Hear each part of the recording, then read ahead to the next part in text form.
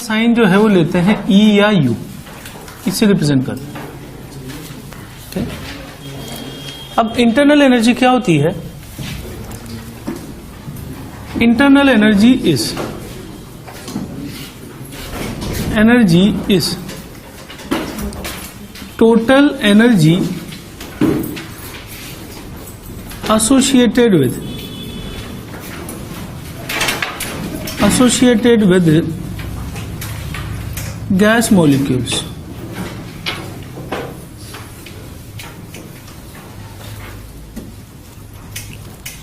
अब जैसे मान लीजिए इस कमरे में गैस है, तो उसकी जितनी भी तरह की एनर्जीज हैं, सबका सम जो है वो क्या होगा? Internal energy. यानी मैं कह सकता हूं कि टोटल एनर्जी, आप फिजिक्स में भी पढ़ते हैं कि total energy is equal to kinetic energy plus potential energy. ये फार्मूला आता है ना, है ना, कि सिस्टम के लिए टोटल एनर्जी क्या होती है? Kinetic energy plus potential. इसी टोटल एनर्जी को मैं क्या नाम दे रहा हूं? Internal energy is equal to kinetic energy plus potential energy. ठीक। अब इसमें दो तरह की जो एनर्जी आ रही है, ठीक है। Kinetic energy is due to motion of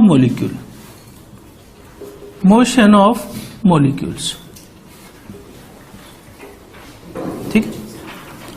अब काइनेटिक एनर्जी अगर मोशन की वजह से है, ठीक, तो काइनेटिक एनर्जी के लिए तीन तरह के मोशन होंगे। एक तो होगा ट्रांसलेटरी मोशन या ट्रांसलेशन, इसके बाद रोटेशन और इसके बाद वाइब्रेशन। अगर मान लो कोई भी मॉलिक्यूल है तो ट्रांसलेटरी मोशन है, रोटेटरी मोशन है और वाइब्रेटरी मोशन है। यानी मॉलिक्यूल ऐसे सीधा जा रहा है, ट्रांसलेटरी मोशन है, ठीक ना। मॉलिक्यूल अगर वाइब्रेट कर रहा है तो वाइब्रेटरी मोशन है, और मॉलिक्यूल अगर घूम रहा है तो रोटेटरी मोशन। तो तीन तरह के मोशन है जो कि अपन डिफाइन कर रहे हैं काइनेटिक एनर्जी के लिए। ठीक। तो total energy sum of kinetic energy plus potential energy, और kinetic energy is because of three motions. ठीक है। अब दूसरी जो एनर्जी है पोटेंशियल एनर्जी, ठीक है। Potential energy is due to intermolecular forces या इंटरेक्शन बिटवीन मॉलिक्यूल। इसको इंटरेक्शन एनर्जी भी बोलते हैं, इंटरेक्शन बिटवीन मॉलिक्यूल्स।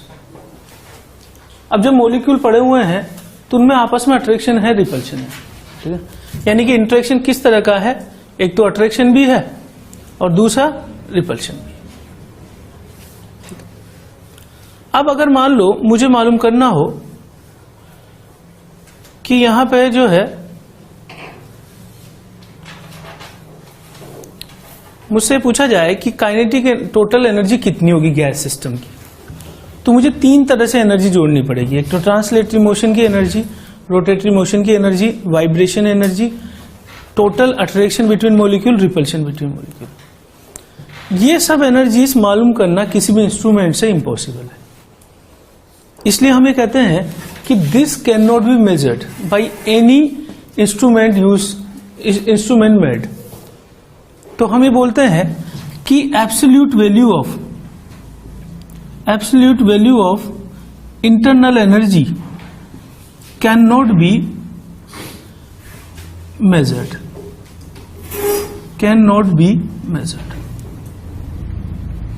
दुनिया में कोई ऐसा इंस्ट्रूमेंट नहीं है जो कि हमें एब्सोल्यूट वैल्यू बता दे कि इंटरनल एनर्जी इतनी है। क्योंकि देखो मॉलिक्यूल जब पड़े हुए हैं तो मॉलिक्यूल के बीच में मॉलिक्यूल कंटिन्यूअसली मूव कर रहे हैं। तो दो मॉलिक्यूल पास में आए, अट्रैक्शन है, ठीक है, दूर चले गए तो इंटरेक्शन कम हो गया, ठीक है। तो ये तो कंटिन्यूअसली मूव कर रहा है ना टाइम के साथ, और दो मॉलिक्यूल नहीं है, करोड़ों मॉलिक्यूल है एक सैंपल में, तो कंटिन्यूअसली उनके बीच की एनर्जी चेंज हो रही है। ये चेंज हो रहा है, ये चेंज हो रहा है, ये चेंज हो रहा है। तो किसी पर्टिकुलर टाइम पर अगर मुझसे पूछा जाए कि इंटरनल एनर्जी कितनी है तो उसको बताना इम्पॉसिबल है। तो हम ये बोलते हैं कि absolute value of internal energy can not be measured. ठीक है, तो दो चीजों का सम है total energy, kinetic energy plus potential energy. It is due to motion and it is due to attraction and repulsion. Motion तीन तरह का है, ट्रांसलेटरी, रोटेटरी और वाइब्रेशन। ठीक, अब इसके लिए फार्मूला अपन देख रहे हैं क्या होगा। तो केटीजी के हिसाब से जो काइनेटिक एनर्जी होती है ट्रांसलेटरी मोशन के लिए, ट्रांसलेटरी मोशन के लिए वो होती है 3/2 nRT। अगर आपने डेरिवेशन देखा हो केटीजी के हिसाब से तो ये होता है 3/2 nRT। तो kinetic energy is a function of temperature only, यानी कि डेल्टा काइनेटिक एनर्जी लिखूं मैं, change in kinetic energy 3/2 nR delta T। n यहां पे मोल है, R gas constant, change in temperature. तो मैं यहां से कह सकता हूं कि kinetic energy is function of temperature only, यानी अगर मैं टेम्परेचर कांस्टेंट कर दूं तो इसका मतलब काइनेटिक एनर्जी भी क्या हो जाएगी, कांस्टेंट। तो change in kinetic energy is equal to 0।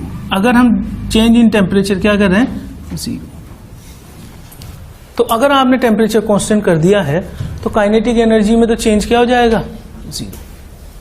ठीक है, लेकिन ये यहां पे मैं सिर्फ कौन सा मोशन ले रहा हूं, ट्रांसलेटरी मोशन। जब हम केटीजी में डेरिवेशन करते हैं तो हम ये देखते हैं कि मॉलिक्यूल आया, उसने टक्कर मारी, कॉलिजन करके वापस चला गया। तो उस वक्त हम सिर्फ कौन सा मोशन कंसिडर कर रहे हैं, ट्रांसलेटरी मोशन। दोनों मोशन कंसिडर नहीं कर रहे हैं, रोटेशन और वाइब्रेशन। ठीक, अब हम गैस के लिए डिफाइन करेंगे degree of freedom. Degree of freedom क्या होती है, it is independent terms in internal energy. Her gas के लिए अलग अलग डिफाइन करेंगे। ठीक, तो कैसे होता है degree of freedom. Degree of freedom, it is independent term in internal energy, in internal energy।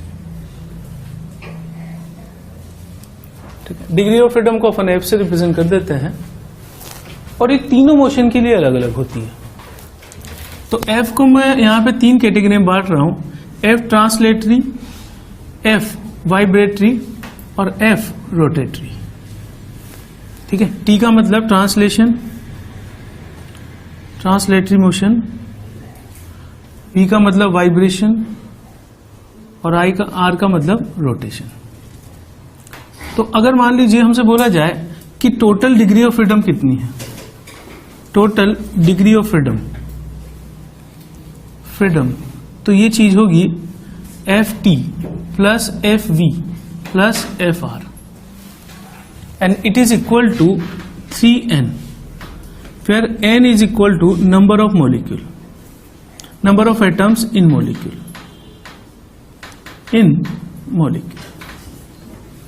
ये इसके लिए अपन डिफाइन करते हैं। जितने एटम्स होंगे, जैसे मोनो एटॉमिक होगा तो n1 ले लेंगे, डाई एटॉमिक होगा तो कितना ले लेंगे 2, ट्राई एटॉमिक होगा तो 3 ले लेंगे।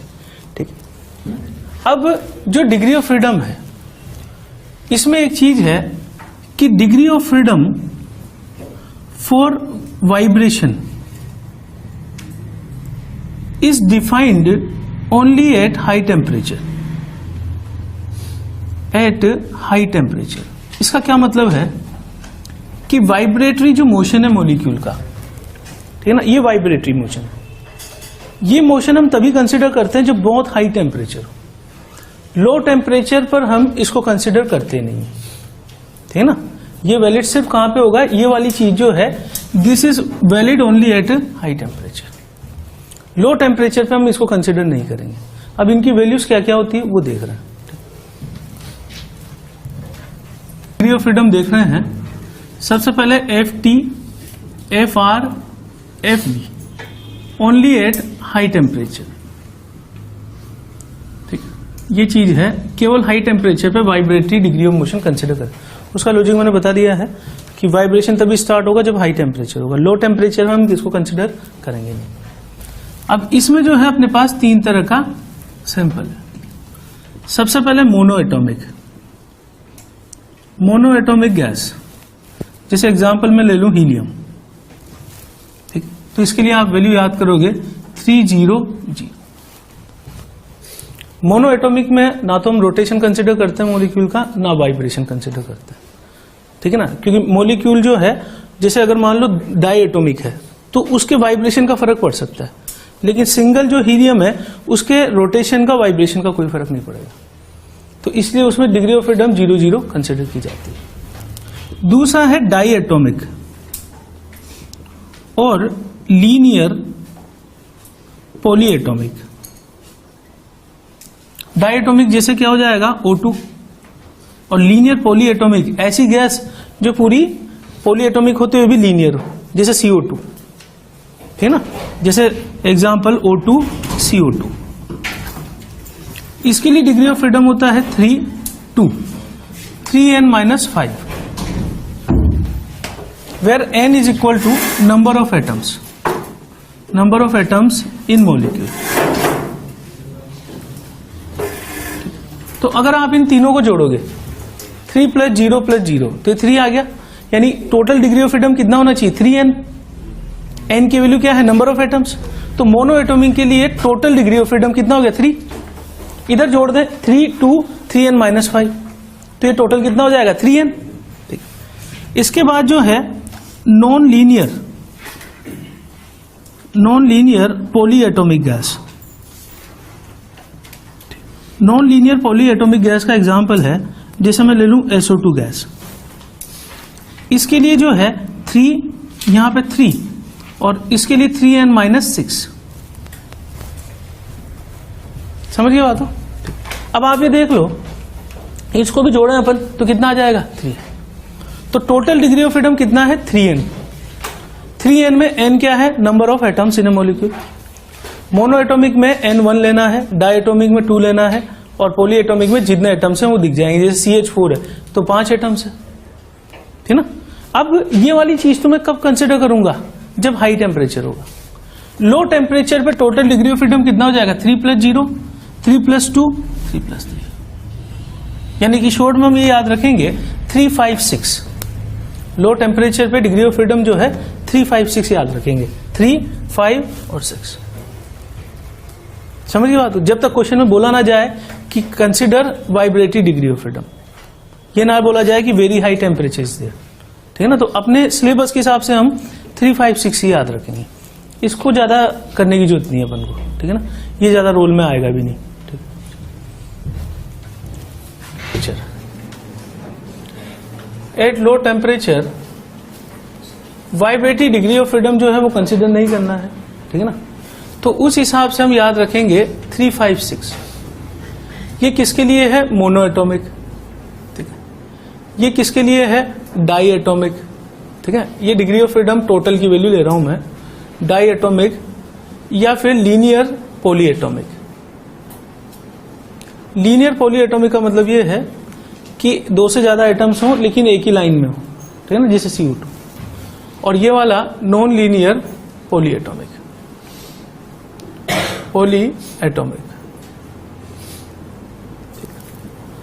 अब इसके बेस पे जो डिग्री ऑफ फ्रीडम है, इंटरनल एनर्जी का जो फॉर्मूला मैं लिख रहा हूं वो है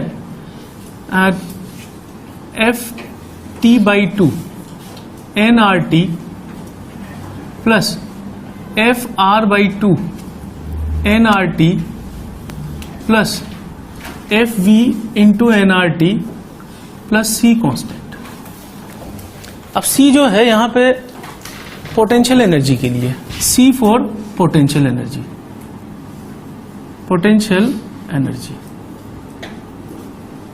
ठीक। तो अगर मुझे टोटल एनर्जी कैलकुलेट करनी है तो मुझे सबकी वैल्यू मालूम करनी पड़ेगी, ठीक है ना। और इसमें C मालूम करना एक तरह से इम्पॉसिबल है, इंटरेक्शन एनर्जी, ठीक है। लेकिन अगर मान लो मैं बोलूं कि फॉर आइडियल गैस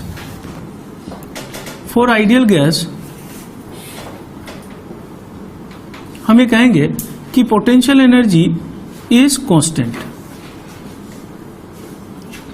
ठीक है। इंटरेक्शन एक जैसा मानेंगे हम, तो डेल्टा पोटेंशियल एनर्जी क्या हो जाएगा 0, और डेल्टा पोटेंशियल एनर्जी 0 हो गया तो U is equal to kinetic energy plus potential energy होता है।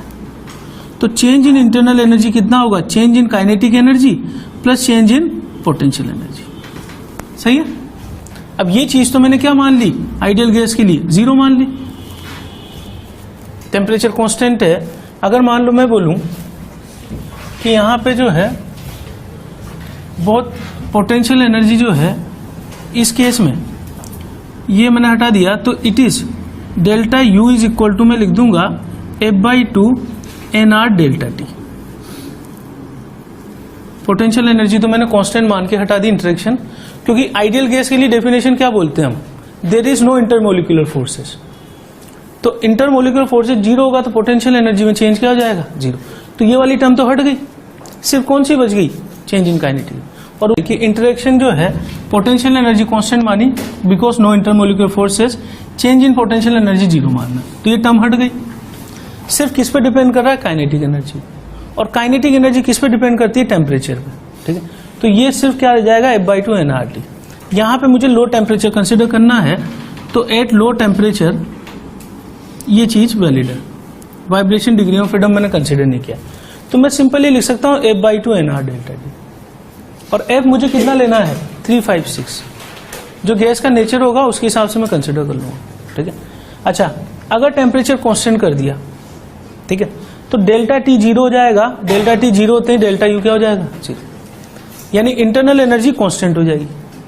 यानी गैस की इंटरनल एनर्जी चेंज करने का एक ही तरीका है कि टेम्परेचर को बढ़ाया जाए, ठीक है ना। ये लेकिन वैलिड किसके लिए है, इसके लिए आइडियल गैस के लिए। रियल गैस होगा तो उस केस में अलग होगा। नोट कर लो बड़ा oblique solid and liquid internal energy is function of both temperature and pressure ठीक। यानी कि U is a function of temperature and pressure, या वॉल्यूम भी लिख सकते हैं हम इस केस में, रियल गैस में, ठीक। यानी इस केस में क्या होता है, सॉलिड और लिक्विड में पोटेंशियल एनर्जी को कांस्टेंट नहीं मानते हैं, तो इसलिए वो भी इसका कोई ज्यादा कैलकुलेशन में ज्यादा कोई यूज नहीं है। सिर्फ हम आइडियल गैस के लिए ध्यान रखेंगे delta T zero, delta U भी क्या हो जाएगा, जीरो। अब इंटरनल एनर्जी जो अपने डिफाइन कर दिया है वो चीज क्या है कि टोटल एनर्जी। अब इसके बेसिस पे ही हम फर्स्ट लॉ ऑफ थर्मोडायनामिक्स लिखते हैं। फर्स्ट लॉ ऑफ थर्मोडायनामिक्स क्या होता है, first law of thermodynamics, first law of thermodynamics,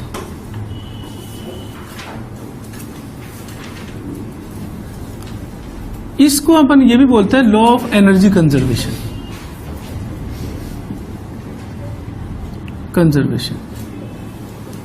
अब लॉ ऑफ एनर्जी कंजर्वेशन क्या होगा कि total energy of universe, total energy of universe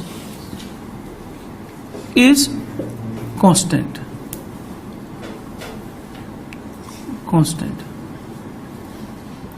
अब ये रूल कहीं ना कहीं फ्लॉप भी होता है। कौन सी रिएक्शन पे, it is not applied over nuclear reaction, not applied on nuclear reactions. इसका क्या कारण है कि न्यूक्लियर रिएक्शन में एनर्जी जो है वो मास में चेंज हो सकती है या मास एनर्जी में चेंज होता है, तो मास के हिसाब से वहां पर अपन टोटल एनर्जी कंजर्वेशन नहीं लगाते, ठीक है। अब फर्स्ट लॉ ऑफ थर्मोडायनामिक्स का सिंपल स्टेटमेंट तो ये है कि एनर्जी इज ऑलवेज कंजर्व्ड। ये पढ़ा होगा कहीं ना कहीं, तो तुमने फिजिक्स में भी आता है energy, total energy is always conserved. यानी कि टोटल एनर्जी हम गैस के सेंस में किसकी बात कर रहे हैं, इंटरनल एनर्जी। यानी वो ये बोलेगा कि इंटरनल जो टोटल एनर्जी है वो हमेशा कांस्टेंट है। यानी कि मैथमेटिकल इसका एक्सप्रेशन जो है वो फिजिक्स में डिफरेंट आता है। ये आता है इसमें कि DE is equal to DQ plus DW, या मैं इसको ऐसे लिख सकता हूं delta E is equal to Q plus W। Q के आगे मैं डेल्टा नहीं लगा रहा हूं, क्या कारण है कि ये तो स्टेट फंक्शन है, स्टेट फंक्शन के आगे मैं डेल्टा लगा सकता हूं, और ये दोनों कौन से हैं, पाथ फंक्शन, ठीक है। फिजिक्स में ये जब लॉ पढ़ते हैं थोड़ा सा डिफरेंस होता है इसमें, फिजिक्स वाले केस में। केमिस्ट्री में अलग तरीके से दिया जाता है, और उसका कारण क्या है कि ये वर्क जो है वो केमिस्ट्री में अपोजिट कंसिडर किया जाता है। फिजिक्स में वर्क कंसिडर किया जाता है PdV, अब केमिस्ट्री में -PdV। इसलिए जब आप फिजिक्स में पढ़ोगे तो ये W इधर होगा, delta E plus W is equal to Q. Chemistry में है delta is equal to Q plus W. समझ गए आप? अब ऐसा होगा कि जितनी भी तरह की एनर्जी है वो इन्हीं तीनों में चेंज होती रहेगी, ठीक है ना, और कंजर्व रहेगी। यानी कोई भी एनर्जी आप दे रहे हो वो कभी डिस्ट्रॉय नहीं होगी, ठीक है, वो हमेशा एक फॉर्म से दूसरी फॉर्म में इंटर कन्वर्टिबल। अब वो कैसे इंटर कन्वर्टिबल है वो हम देख रहे हैं। आइसोथर्मल प्रोसेस, या सबसे पहले स्टार्ट करते हैं आइसोकोरिक प्रोसेस। आइसोकोरिक का मतलब वॉल्यूम कांस्टेंट, और वॉल्यूम कांस्टेंट होगा तो W is equal to minus P DV. ये चीज क्या हो जाएगी? इट इज इक्वल टू 0, यानी वर्क क्या हो जाएगा? 0। तो delta E is equal to क्या हो जाएगा? Q प्लस डब्ल्यू, यानी 0। इसका मतलब जितनी भी हीट हम देंगे वो किस में चेंज हो जाएगी? Internal energy. यानी आप ऐसे समझो इसे कि एक पिस्टन लेकर मैं इसको फिक्स कर दूं, एकदम क्लोज कर दूं इसे बिल्कुल। अब अगर आप इसे गर्म करोगे तो जो हीट आप दोगे वो इसमें अंदर स्टोर हो जाएगी, और हीट इसमें अंदर स्टोर होगी तो किसकी फॉर्म में स्टोर हो जाएगी? Change in internal energy. यानी मान लो हीट हमने दी है, हीट गिवन, तो आयुपेक के हिसाब से हीट गिवन Q क्या हो जाएगा? पॉजिटिव। अगर ये फंक्शन पॉजिटिव है तो डेल्टा E भी क्या हो जाएगा? पॉजिटिव।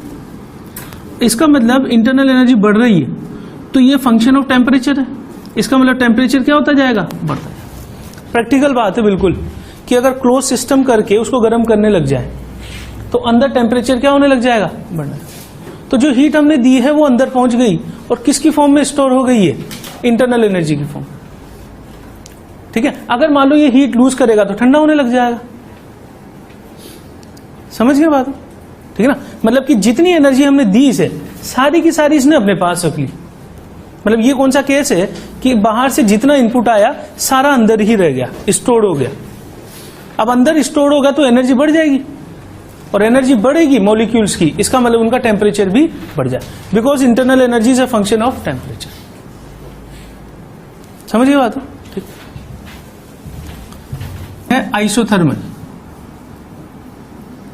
अब आइसोथर्मल का मतलब यह है कि टेम्परेचर हमने क्या कर दिया? कांस्टेंट। तो डेल्टा T क्या हो जाएगा? 0। अगर डेल्टा T 0 हो गया है तो डेल्टा U, अभी मैंने थोड़ी देर पहले लिखा है, आइडियल गैस के लिए 0 हो गया। हम बात कर रहे हैं आइडियल गैस के लिए, पिस्टन में जो है वो आइडियल गैस रखी हुई है सिलेंडर में। अगर डेल्टा U 0 हो गया तो Q प्लस डब्ल्यू, तो Q इज इक्वल टू क्या हो जाएगा? Minus W. यानी कि अगर मान लो सपोज करो यहां पर इसको मैंने हीट देनी चालू कर दी, हीट गिवन, अंदर हीट आ रही है, तो Q का साइन क्या हो जाएगा? पॉजिटिव। आयुपेक के हिसाब से heat given to the system is positive, gain of heat is positive, loss is negative. Heat अंदर आई, ठीक है। अब ये हीट गैस के पास मिलेगी, इसकी इंटरनल एनर्जी बढ़ेगी, तो एक तरह से टेम्परेचर बढ़ेगा, लेकिन मुझे तो टेम्परेचर को क्या रखना है? कांस्टेंट। इसका मतलब जो एनर्जी आई उसे इसे खर्च करना पड़ेगा। खर्च कैसे कर सकता है? पिस्टन ऊपर उठना चालू कर दे। पिस्टन ऊपर उठना चालू करेगा तो work done by the gas, work क्या हो जाएगा? नेगेटिव, क्योंकि Q इज इक्वल टू क्या है? माइनस। तो सारी हीट किस में चेंज हो गई? वर्क में। मतलब ये कैसा केस है कि जितना इसके पास आया इनपुट सारा इसने खर्च कर दिया, गैस के पास जितना आया वैल्यू सारा इसने खर्च कर दिया, तो इसके पास नेट गेन तो 0 जाएगा। और इंटरनल एनर्जी क्या है? नेट गेन को रिप्रेजेंट कर रहा है एक तरह से। समझ गए बात? भाई एक्स अमाउंट इसके पास था पहले से, 100 और ऐड कर दिया मैंने, एक्स प्लस 100 हो गया, लेकिन 100 का 100 ही इसने खर्च कर दिया, तो नेट तो फिर वही रहा ना, कांस्टेंट। तो इंटरनल एनर्जी कांस्टेंट रहेगा, तो डेल्टा यू क्या हो जाएगा?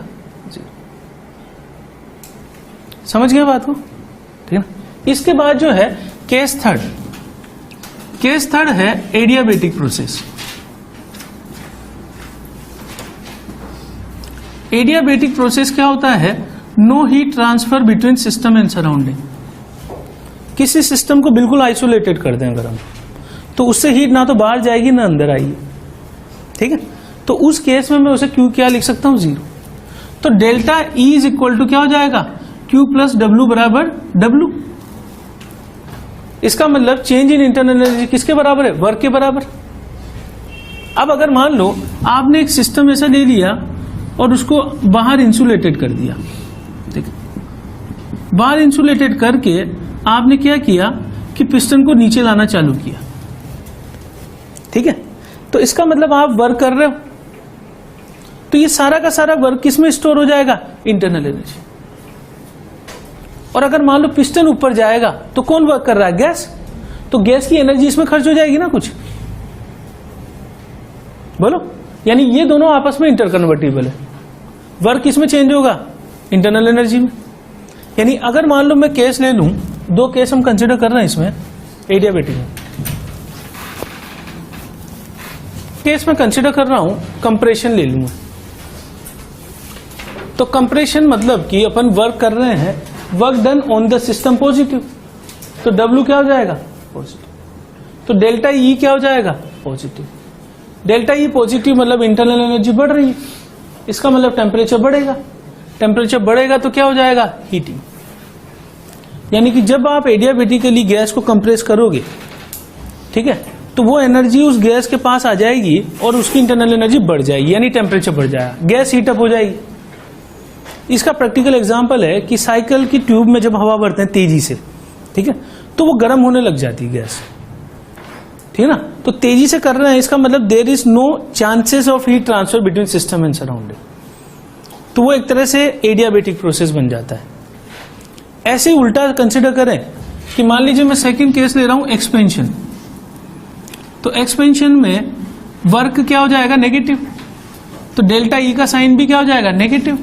इंटरनल एनर्जी डिक्रीज कर रही है तो टेम्परेचर डिक्रीज कर जाएगा, कूलिंग होने लग जाएगी। यानी उसी साइकिल की ट्यूब में से एकदम से अगर हम पिन लगा के हवा तेजी से निकालें तो ट्यूब में से जो हवा आती है वो ठंडी लगती है, ठीक है। वो ठंडी क्यों लगती है? उसका कारण ये, अचानक से निकलेगी तो हीट ट्रांसफर का मौका नहीं मिलेगा, सिस्टम क्या बन जाएगा? एडियाबेटिक। क्यू जीरो हो जाएगा तो delta is equal to W. अब एक्सपेंशन हो रहा है तो gas work done by the gas is negative.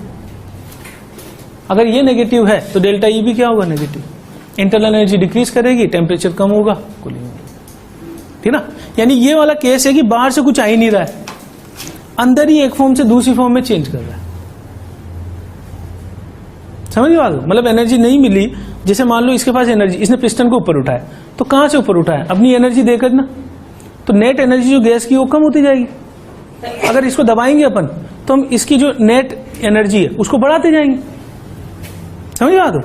तो पहला जो केस है आइसोकोरिक, आइसोकोरिक तो ये हो गया कि वहां से जो है इसको ऊपर उठना ही नहीं है, खर्च करना ही नहीं, जितनी हीट आएगी सारी की सारी स्टोर हो जाएगी इंटरनल एनर्जी।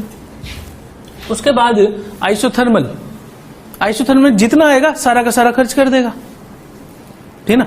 और एडियाबेटिक क्या हो गया कि बाहर से कुछ आ ही नहीं रहा, अंदर ही जो है इंटरनल एनर्जी किसमें चेंज होगी? और चौथा प्रोसेस है case third, case 4 isobaric. Isobaric में पूरा फार्मूला यूज करेंगे, delta is equal to Q plus W. इसमें कोई भी चीज जीरो नहीं होगी। यानी इसको ऐसे कंसिडर कर लो कि बाहर से इनपुट आया, कुछ इसने खर्च कर दिया।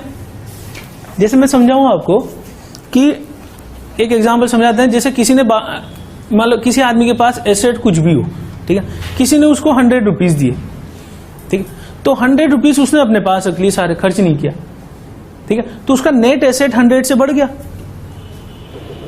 आइसोकोरिक प्रोसेस हो गया एक तरह से, ठीक है।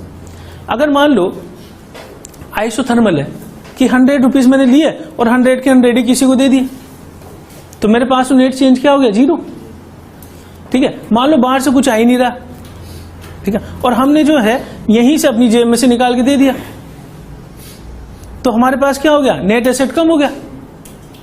और अगर हमने बाहर से ले लिया किसी से तो नेट एसेट बढ़ गया। मतलब इसी कमरे में, जैसे मान लो बाहर से कोई पैसा ना दे, अंदर ही दो लोगों के बीच में इंटरेक्शन, ठीक। और ये वाला केस क्या है कि जैसे मान लो किसी ने 500 रुपीज दिए मुझे, ठीक है, 100 रुपीज मैंने खर्च कर दी उनमें से, तो नेट गेन मुझे कितना हो गया? 400 का। तो कोई भी चीज जीरो नहीं होगी इस केस में, समझ गए बात हो? तो आइसोकोरिक में तो ये जीरो हो गया, आइसोथर्मल में ये जीरो हो गया, एडियाबेटिक में ये जीरो हो गया। ठीक है ना। तो जैसे मान लीजिए मैं इस पर एक छोटा सा एग्जांपल ये लूं कि if 100 joule heat is given to system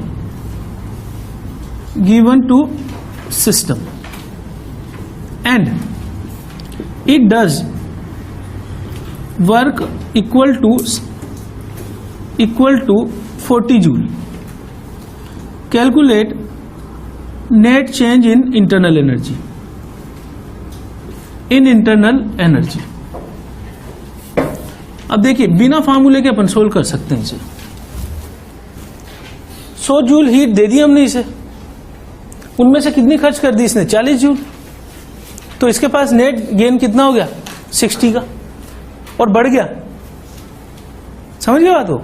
और अगर मैं साइन के हिसाब से करूं, heat given Q, given positive है, work done by the system negative -40, तो फार्मूले के हिसाब से डेल्टा E बराबर क्या हो गया Q plus W is equal to 60 joule.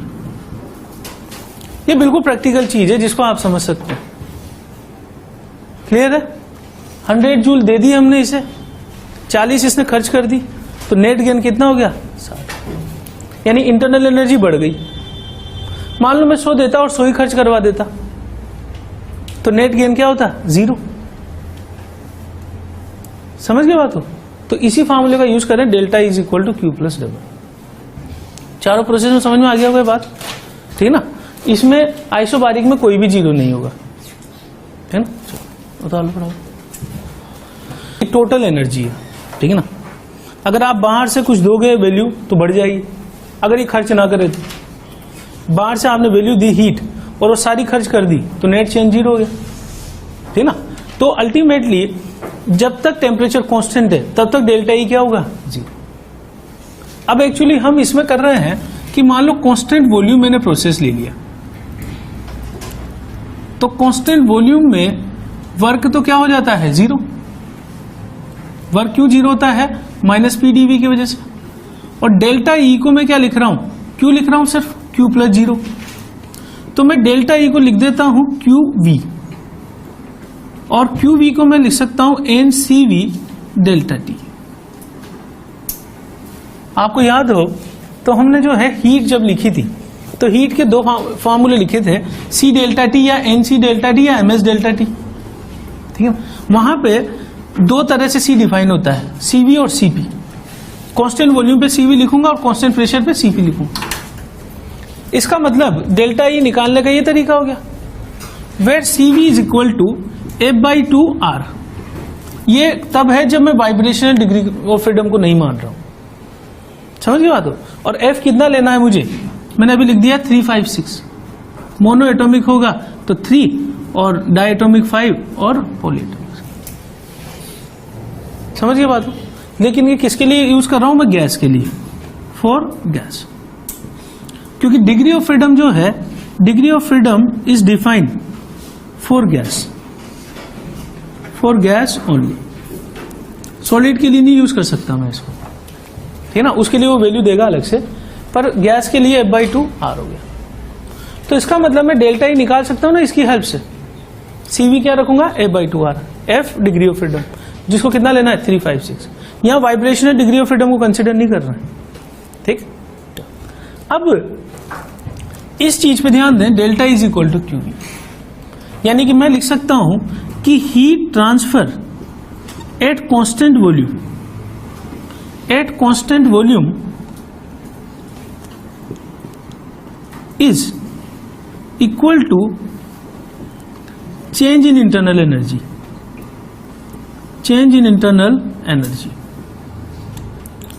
यानी कि अगर कोई सिस्टम है कांस्टेंट वॉल्यूम है एकदम, ठीक है, तो इसका जो हीट जा रहा है या अंदर आ रहा है वही किसके बराबर है, डेल्टा ई के बराबर। एक लाइन अपन ने बोली कि इंटरनल एनर्जी को एब्सोल्यूट वैल्यू फाइंड आउट करना इम्पॉसिबल है, लेकिन चेंज तो मालूम कर सकता हूं ना।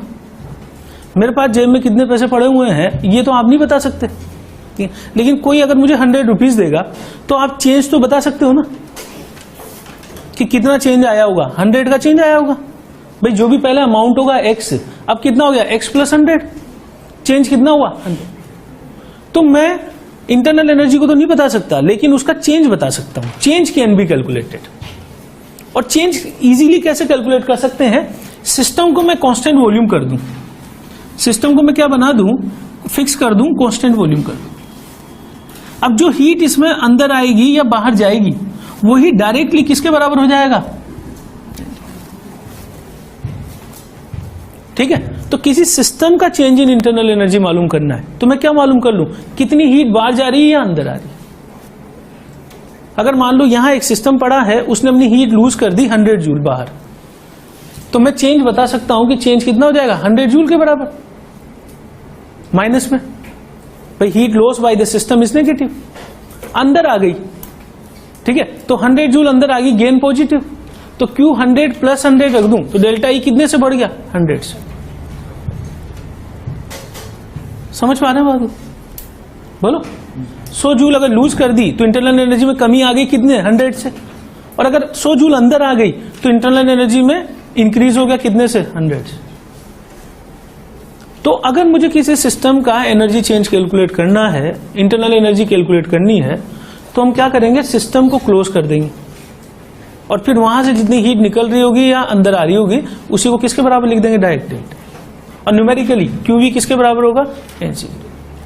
N क्या है, mole, delta T change in temperature, CV क्या लेंगे, F/2। F/2 में F क्या लेंगे, 356, मोनो एटोमिक, डायटोमिक, पॉलीएटोमिक। समझिए बात हो, ठीक है ना। यहां मैं vibrational degree of freedom consider नहीं कर रहा हूं, ठीक है, जब तक ना बोला जाए उसको कंसिडर नहीं करना, ठीक है। और CV हमने क्या लिखा है, F/2। कंप्लीट फार्मूला भी लिख देता हूं मैं इसके लिए। कैलकुलेशन ऑफ CV, एक तो लो टेम्परेचर और दूसरा है हाई टेम्परेचर।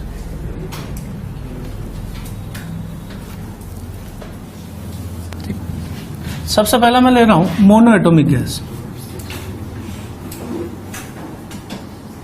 तो मोनो एटॉमिक गैस के लिए translated degree of freedom 3/2 R plus यहां पे जो है बाकी सब जीरो लिया है मैंने, ठीक है। इसके लिए हो जाएगा 3/2, हाई टेम्परेचर भी 3/2 R। डाई एटॉमिक के लिए ये हो जाएगा 5/2 R, ठीक है, प्लस 0। ये हो जाएगा 5/2 R प्लस, हमने इसके लिए vibration degree of freedom 3n-5 में रखें तो ये आ जाएगा R। उसके बाद जो है मैं यहां ले लूं लीनियर पॉलीएटॉमिक, ये हो जाएगा 5/2 R plus 0, 5/2 R plus 3n-5 into R। अब मैं बता दूं कि इसकी ज्यादा जरूरत नहीं पड़ेगी आपको, जरूरत आपको इसी की पड़ने वाली है, ठीक है ना। एग्जाम के हिसाब से यही अपन ध्यान रखते हैं। और अगर नॉन लीनियर पॉलीएटॉमिक है, पॉलीएटॉमिक, ठीक, तो ये 3R प्लस 0 और ये हो जाएगा 3R plus 3n-6 into R। n क्या है यहाँ पे, नंबर ऑफ एटम्स, ठीक है। तो CV की वैल्यू मोनो एटॉमिक के लिए अगर अपन लो टेम्परेचर पे देखें तो सीधी क्या होगी, F/2 R, 3/2 R, ये होगा तो 5/2 R और ये होगा तो 3R होगी। वही चीज मैं लिख रहा हूं यहां, समझ गए तो 3/2 R, 5/2 R और 3R। और अगर vibration degree of freedom consider करें तो ये टर्म जुड़ जाएगी, ठीक है ना। नोट कीजिए फटाफट। एंथैल्पी H, साइन इसके लिए H यूज करता है। अब देखिए internal energy is also energy of a system. हमें एंथैल्पी की जरूरत क्यों पड़ी, क्योंकि उसका कारण है कि most of reactions take place at constant pressure. अब दिक्कत किससे आ रही है, कांस्टेंट प्रेशर से। नेचर में 99% जो रिएक्शन है उसके दौरान एटमॉस्फेरिक प्रेशर कांस्टेंट रहता है, ठीक है। तो जो एनर्जी कैलकुलेशन करनी है, ठीक है, वो मुझे कहां करनी पड़ेगी, कांस्टेंट प्रेशर। अगर कांस्टेंट वॉल्यूम होता तब तो मैं सीधा डेल्टा ई बराबर क्या लिख देता, क्यूवी, और हीट से मालूम कर लेता। लेकिन दिक्कत ये है कि कांस्टेंट वॉल्यूम प्रोसेस है ही नहीं नेचर में ज्यादा, जब तक कि अपन खुद ना करें उसे। वरना जैसे मान लो मैं यहाँ पानी को गर्म करूं, तो पानी गर्म करूंगा तो वो आइसोबारिक प्रोसेस होगा, कांस्टेंट एटमॉस्फेरिक प्रेशर रहेगा हमेशा। तो एनर्जी चेंज जो कैलकुलेट करना है, so for calculation of energy change, calculation of energy, new thermodynamic function is introduce,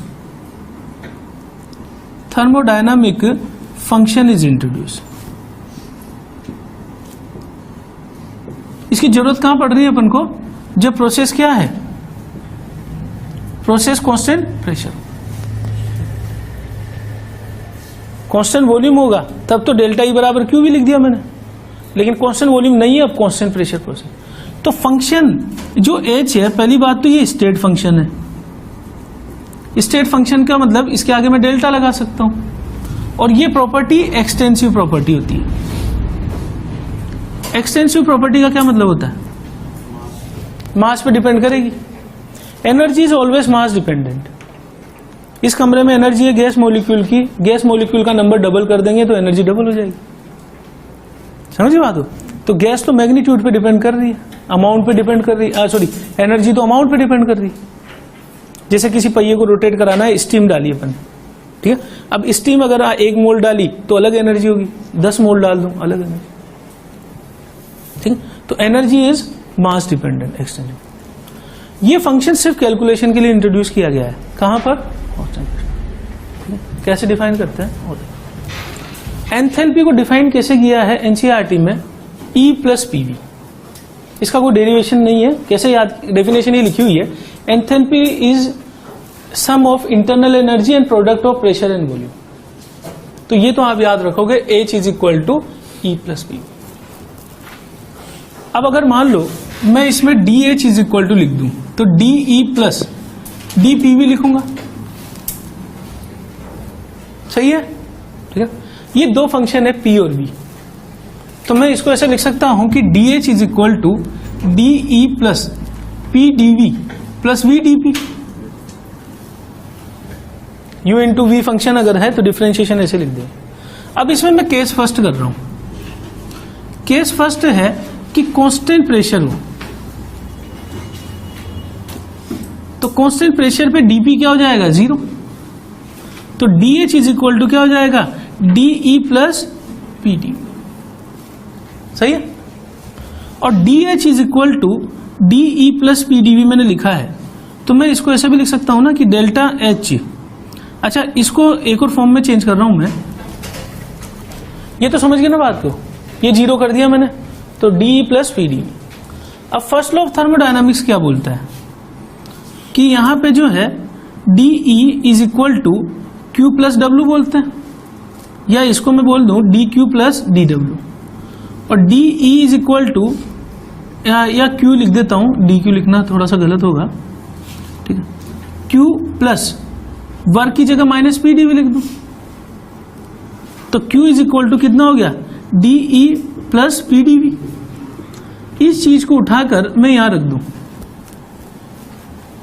तो DH क्या हो गया मेरे पास, DH इज इक्वल टू, ये क्या हो जाएगा, Q, या DQ भी लिख सकता हूं मैं, तो delta H is equal to क्या हो गया, Q।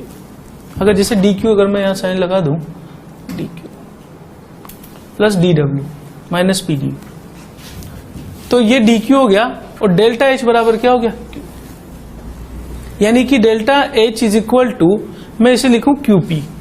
ध्यान देना इस बात पे, डेल्टा E क्या आया था, QV, और डेल्टा H क्या आया, QP। यानी मैं कह सकता हूं कि heat transfer at constant pressure is equal to change in enthalpy. अब यहां से आपको एक बात चीज पता लगेगी, इंटरनल एनर्जी और एंथैल्पी दोनों एनर्जी हैं, लेकिन इंटरनल एनर्जी हम कब डिफाइन करेंगे, जब कांस्टेंट वॉल्यूम हो। डिफाइन तो हर टाइम कर सकते हैं, लेकिन उसे मेजर कैसे कर सकते हैं, कांस्टेंट वॉल्यूम पे जो हीट चेंज है या लॉस है, उसी को मैं डेल्टा ई के बराबर लिख दूंगा। ध्यान दो इस बात पे। अगर कांस्टेंट वॉल्यूम है तो मुझे सिस्टम का एनर्जी चेंज कैलकुलेट करना है डेल्टा ई। तो डेल्टा ई बराबर सीधा किसके बराबर है? क्यू के बराबर। लेकिन अगर प्रेशर कांस्टेंट रहा तो उस वक्त मैं किस फंक्शन को डिफाइन कर रहा हूं? Delta H. जितनी हीट अंदर आ रही है या बाहर जा रही है, किस पर? कांस्टेंट प्रेशर पर, वही सीधा किसके बराबर हो जाएगा? डेल्टा। बात समझ आइए, एक बार और इसको समझ लेते हैं। मुझे अल्टीमेटली सिस्टम का एनर्जी चेंज कैलकुलेट करना है। मेरे पास दो तरीके हैं। अगर कांस्टेंट वॉल्यूम बना दूं मैं इसे, ठीक है, तो सिस्टम का जो एनर्जी चेंज है उसको डेल्टा ई डिफाइन कर दूंगा मैं, ठीक है ना। और डेल्टा ई बराबर क्या हो जाएगा? जो हीट आ रही है या बाहर जा रही है। लेकिन अगर कांस्टेंट प्रेशर प्रोसेस हुआ तो कांस्टेंट प्रेशर पे जो हीट अंदर आ रही है या बाहर जा रही है उसको क्यूपी लिख दूंगा। तो वो क्यूपी किसके बराबर होगा? Delta H, change in enthalpy. तो जब भी कोई केमिकल रिएक्शन होती है, जैसे आप बुक्स में देखते हैं, रिएक्शन के बगल में डेल्टा एच लिखा होता है ना, क्योंकि रिएक्शन कहां हो रही है? कांस्टेंट प्रेशर पे, इसलिए डेल्टा एच लिखना पड़ रहा है। तो 99.99% रिएक्शंस नेचर में कहां हो रही है? कांस्टेंट प्रेशर पे। इसलिए हमने कौन सा फंक्शन डिफाइन किया? डेल्टा। और उसके लिए मैं क्या फॉर्मूला लिख सकता हूं? अभी लिखते हैं डेल्टा एच बराबर delta E plus P delta. Note कीजिए, is equal to D E plus D PV. PV की जगह मैं क्या लिख सकता हूं? एनआरटी, ठीक है। तो मैं इसे लिख सकता हूं D H is equal to D E plus D, यहां क्या आ जाएगा? एनआरटी।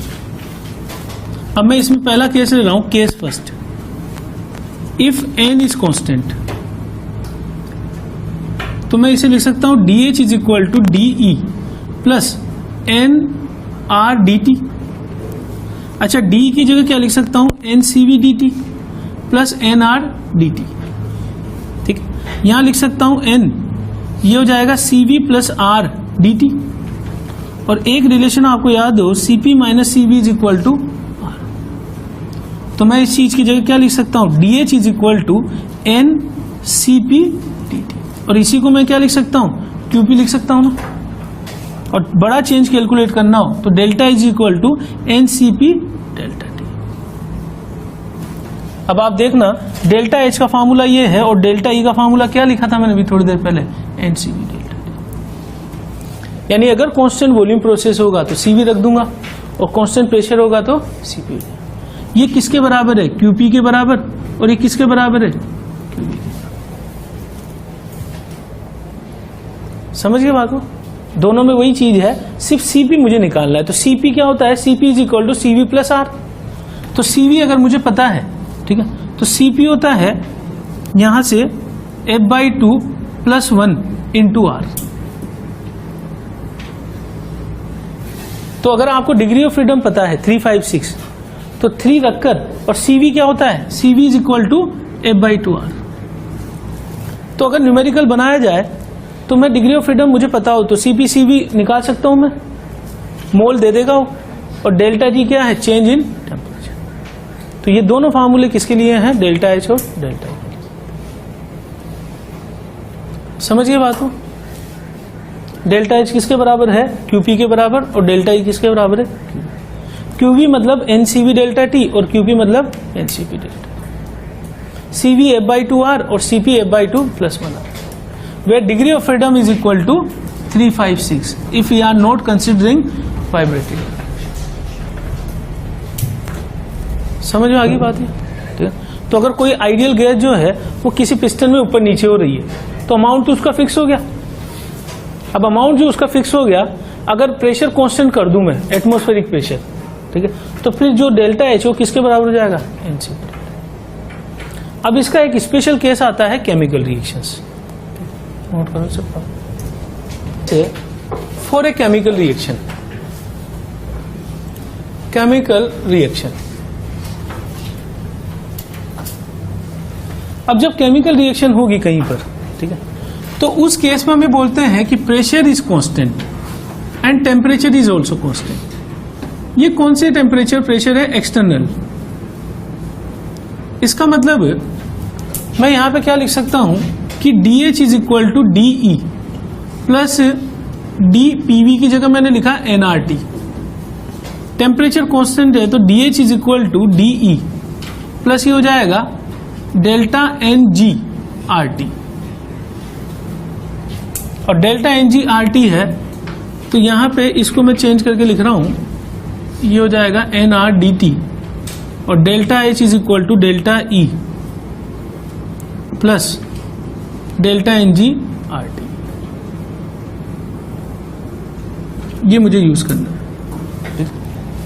अब क्वेश्चन कैसे होगा, जैसे एग्जांपल मुझे दे दिया कि Mg solid plus half O2 gas से MgO सॉलिड, और मुझे दे दिया कि delta E is equal to 100 joule per mole. हमसे पूछा कि calculate delta H at 27 degree centigrade. इस पे जो क्वेश्चन बन सकता है वो किस तरह का बनेगा कि डेल्टा E देकर हमसे क्या पूछेगा, डेल्टा H रिएक्शन का। तो मुझे कौन सा फॉर्मूला लगाना है रिएक्शन के लिए, डेल्टा NG/RT। अब बताइए इसका लिए डेल्टा NG क्या होगा रिएक्शन का, delta H is equal to delta E plus delta NG/RT। Delta NG की कैलकुलेशन हम केमिकल इक्विलिब्रियम में करते हैं, ठीक? तो ये कितना हो जाएगा, गैस ओनली, तो ये माइनस हाफ। आर की वैल्यू क्या रख दूं, 8.314, और टेम्परेचर केल्विन में कितना रख दूं। तो जो क्वेश्चन बन सकता है डेल्टा H में वो इस तरह का है, केमिकल रिएक्शन, ठीक है ना। तो फार्मूला अगर प्रेशर कांस्टेंट हो तो प्लस P डेल्टा भी लगा देंगे, है ना, और केमिकल रिएक्शन में डेल्टा NG/RT का यूज करेंगे। For solid and liquid,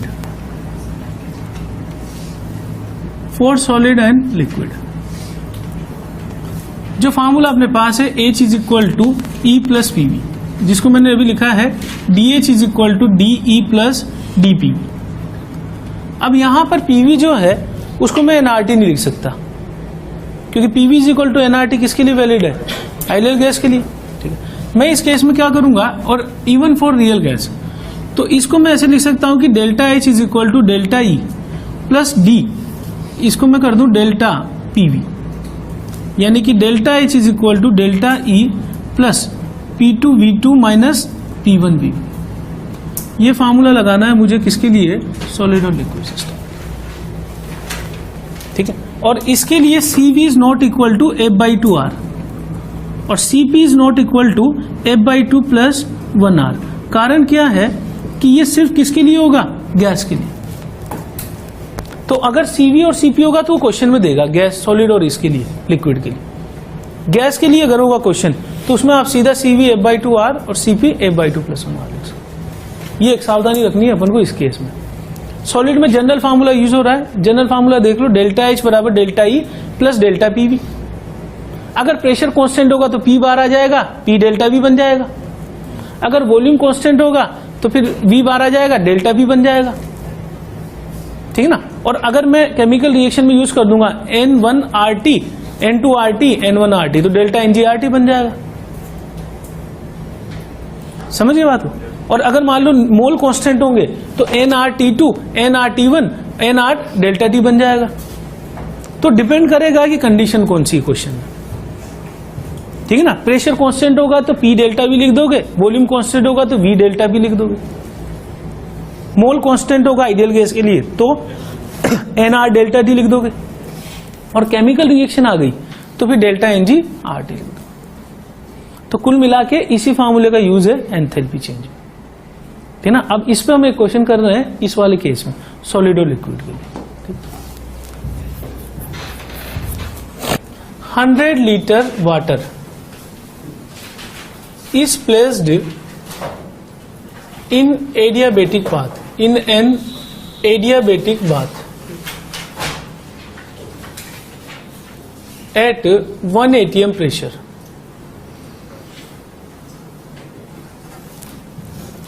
If pressure is suddenly increased to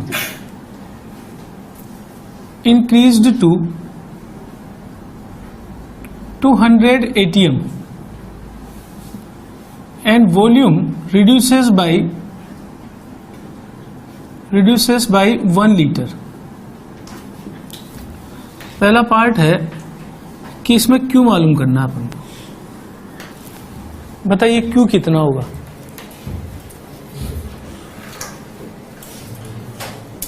बोलो। एडियाबेटिक बात लिख दिया मैंने, तो Q की वैल्यू क्या लिख दे अपन? 0। ठीक है। दूसरा है वर्क कितना लगा। अब देखिए work suddenly increase to 100 ATM, इसका मतलब प्रोसेस कौन सा है?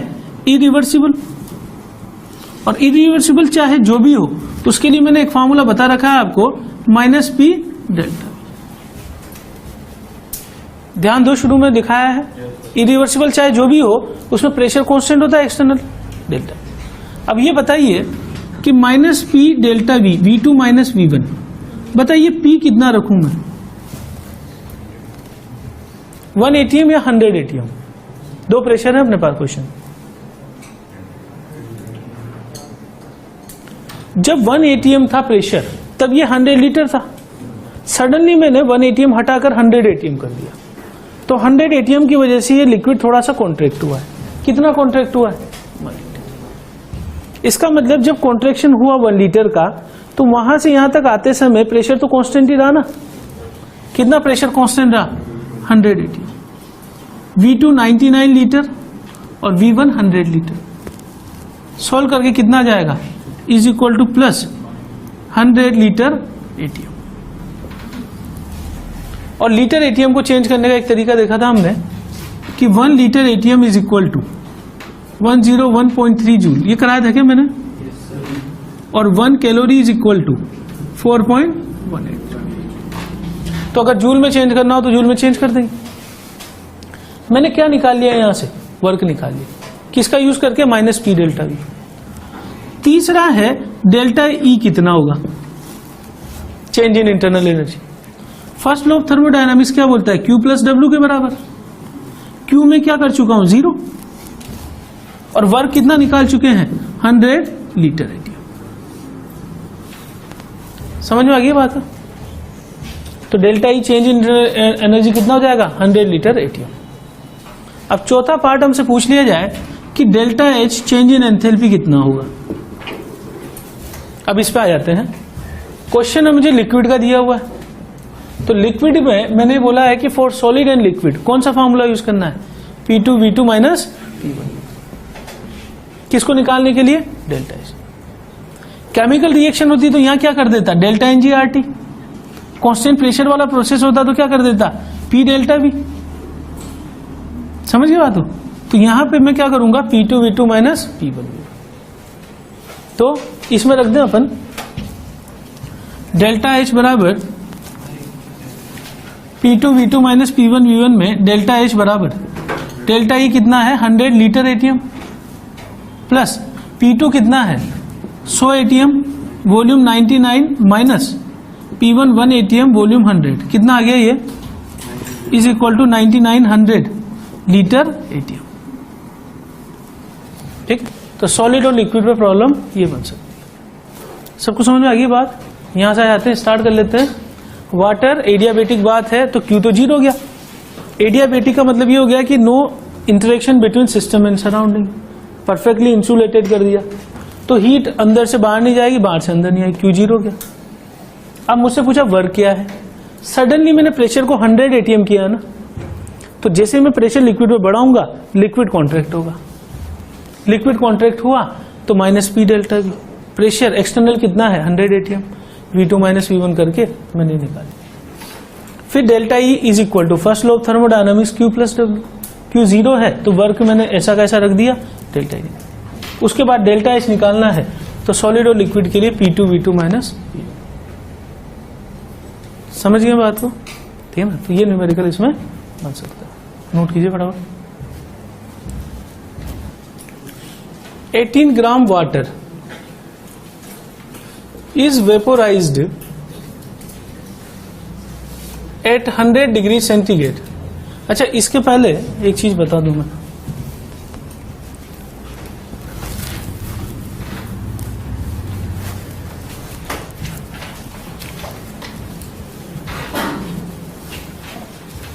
एक स्पेशल केस है कि ड्यूरिंग फेज ट्रांसफॉर्मेशन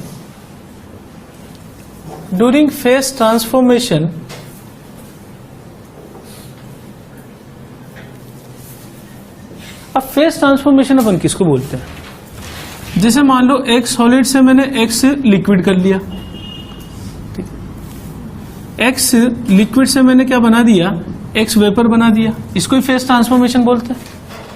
यहां टेम्परेचर क्या बोलेंगे, मेल्टिंग पॉइंट, यहां टेम्परेचर क्या बोलेंगे, बॉइलिंग, और ये क्या रहेगा, कांस्टेंट, ये क्या रहेगा। तो जब भी फेज ट्रांसफॉर्मेशन होता है तब हम बोलते हैं कि टेम्परेचर इज कांस्टेंट, ठीक। तो डेल्टा टी क्या हो गया, 0। अब डेल्टा टी 0 है तो डेल्टा ई की वैल्यू भी 0 होनी चाहिए, but this is not equal to 0 during phase transformation. ये स्पेशल केस है। थोड़ी देर पहले मैंने लिखा था कि डेल्टा टी 0, तो डेल्टा टी 0 होने पे डेल्टा ई 0 हो जाएगा, लेकिन यहां मैं क्या लिख रहा हूं कि फेज ट्रांसफॉर्मेशन बोल दिया मुझे, तो delta is not equal to 0। अब उसका कारण क्या है ये समझ रहे हैं। अगर मान लो फेज ट्रांसफॉर्मेशन टेम्परेचर कांस्टेंट, तो kinetic energy is a function of temperature only. इसका मतलब डेल्टा काइनेटिक एनर्जी इज 0 अगर मैंने क्या कर दिया है, टेम्परेचर कांस्टेंट कर दिया, ठीक। लेकिन फेज ट्रांसफॉर्मेशन अगर होगा तो potential energy is not constant. तो इसका मतलब delta potential energy, this function is not equal to 0, और डेल्टा ई मैंने क्या लिखा है, delta kinetic energy plus delta potential energy. ये चीज तो 0 हो गई, बट ये नॉट इक्वल टू 0 हुई, तो delta E is not equal to 0 as well as delta H not equal to 0। ध्यान देना, एक बार मैं बता देता हूं। अगर नॉर्मल आइडियल गैस की बारे में बात की जाएगी कि गैस को हम ऊपर से नीचे कर रहे हैं, ठीक है, एक्सपेंशन कंप्रेशन, और अगर मैंने टेम्परेचर कांस्टेंट कर दिया तो मैं उसके लिए लिख चुका हूं F/2 NR डेल्टा टी।